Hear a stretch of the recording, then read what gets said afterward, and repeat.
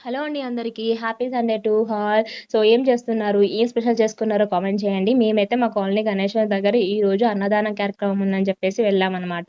మా husband office ఉందని చెప్పేసి వెళ్లారు. నేను పాపని తీసుకొని వెళ్ళాను. చాలా బాగా జరిగింది. కానీ 1:00 అన్నారని చెప్పేసి మేము 1:00 వెళ్ళాం గానీ, ఇంక అక్కడికి ఇంకా రెడీ కాలేదు. అంతే ఇంక అరేంజ్‌మెంట్స్ అవుతున్నాయనమాట.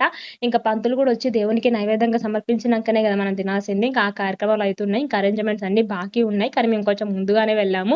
ఎందుకంటే మా పాప ఉంది. వాళ్ళ ఫ్రెండ్ ఇంకొక చిన్న పాప ఉంది. ఇంకా చిన్న పిల్లలున్నారు గదా! వాళ్ళకి పెట్టించాలి, నేను తినాలి అని చెప్పేసి తొందరగా వెళ్ళామనమాట. కానీ ఏం జనాలొచ్చారు. మా చుట్టుపక్కల కాలనీలందరి దగ్గర అన్నదానం కార్యక్రమం అయిపోయింది. మా కాలనీ బాకీ ఉండే.